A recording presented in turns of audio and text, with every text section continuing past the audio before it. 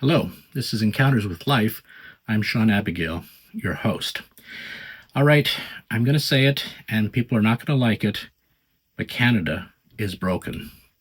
People say, Sean, how can you say such a thing? Don't you think Canada is the greatest country on earth? You know what? I think Canada is a fantastic country. I think we are the envy of many countries.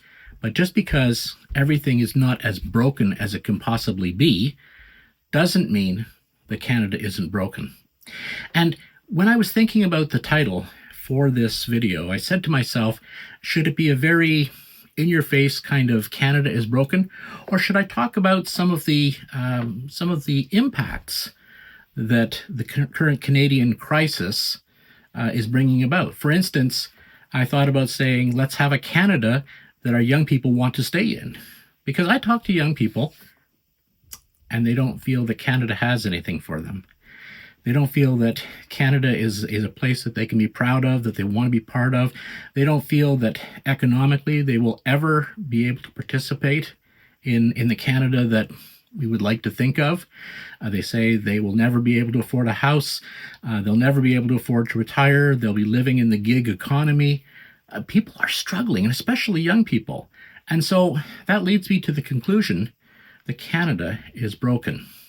And I think the first thing we need to do is to rebuke that mindset that Justin Trudeau foisted upon us, and that is that Canada is a post-national genocidal state. I mean, honestly, who would want to be part of such a country? I know I wouldn't, and it's no wonder that young Canadians wouldn't want to. You know, the whole Canada as the 51st state thing, most Canadians say, no way, not a chance, don't want it. But the demographics are interesting because the Gen Z people within Canada say, yeah, let's give it a try. They are feeling like Canada has nothing to offer them, so they're ready to give up and say, sure, let's be part of the United States. We have got to get over this mindset that Canada is a post-national state, that we're not really a country. No, we are a country, and we're going to be a proud country, and we're going to fix the things that are broken. Second thing that I think needs to change, and that is that we need to balance our budget.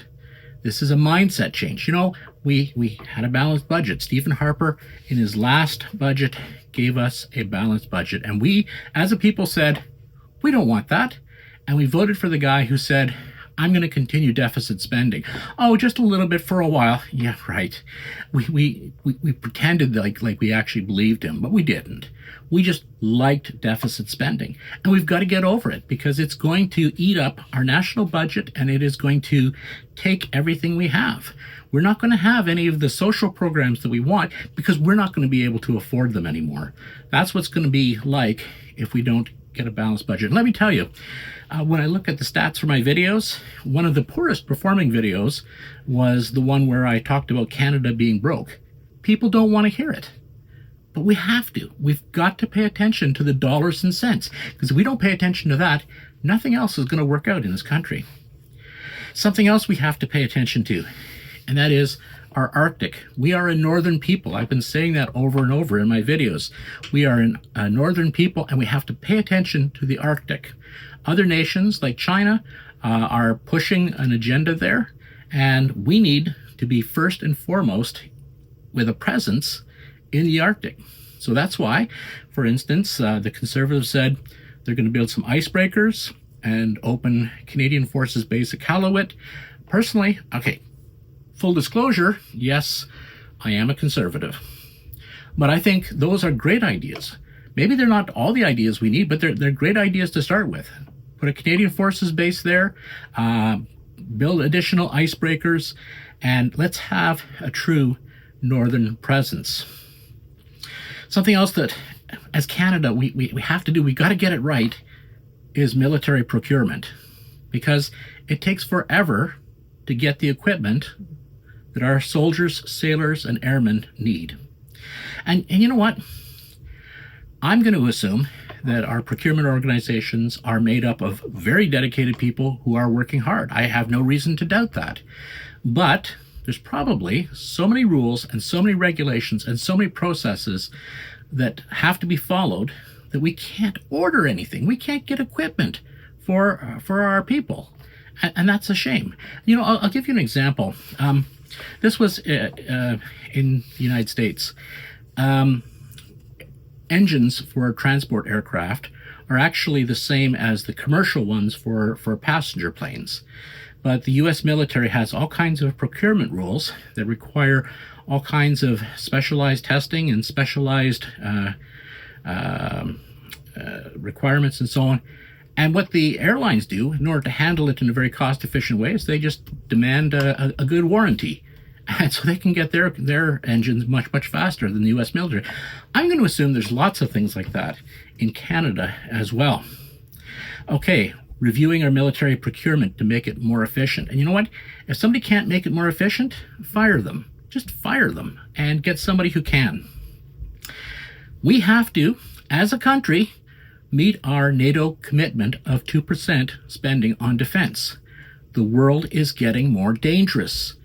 Everywhere you look, there are authoritarian powers that are pushing their agenda, pushing what they want.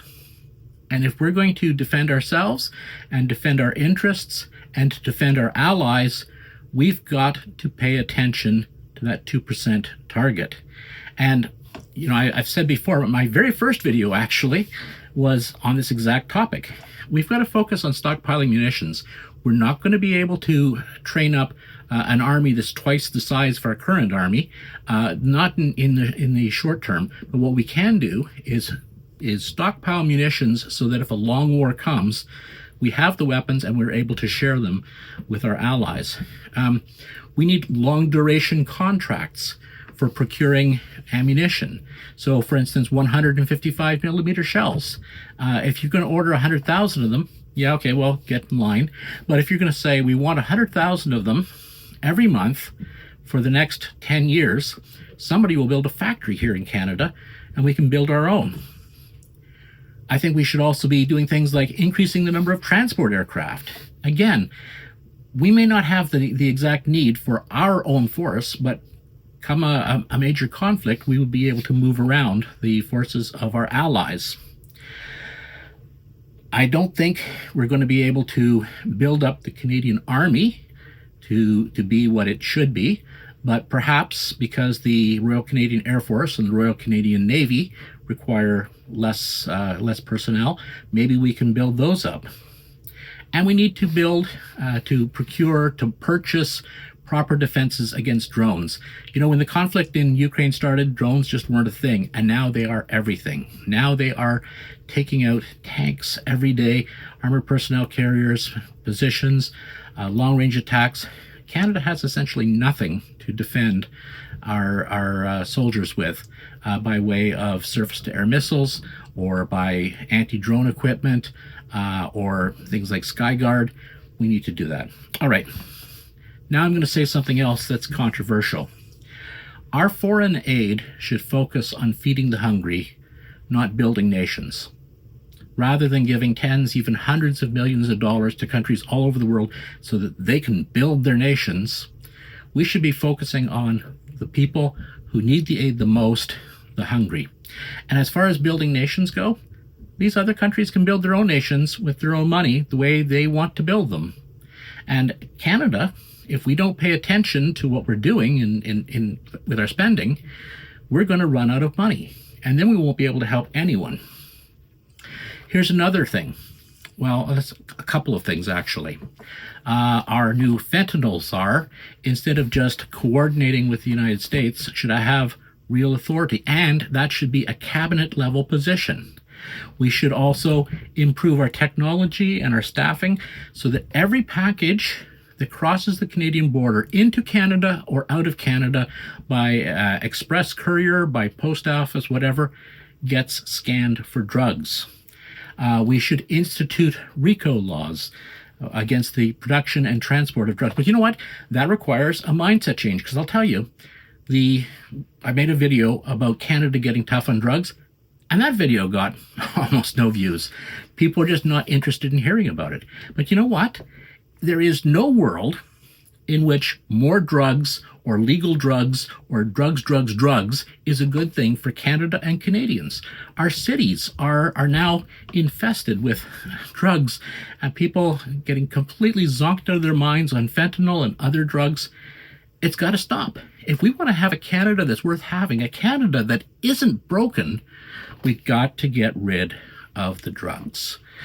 Okay, that's what I think. That's what I really think.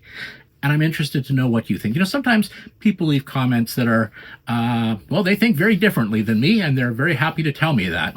But you know what? I listen to those comments because I want to hear from people who don't think the same as me, who have different ideas. I want to think about what they're saying. And I appreciate the fact that people leave comments, that they take the time to leave comments that express themselves. So whether you agree with me or you don't agree with me, please leave some comments. I'd love to read them. Also, can I ask you to subscribe? Every individual subscriber that I get puts me over the moon. When my subscriber count goes up by 1, you can tell this is a small channel, right? When the subscriber count goes up by 1, I'm over the moon. So I would really appreciate if you would subscribe to this channel, and that would give me encouragement to continue making content. I'm Sean Abigail.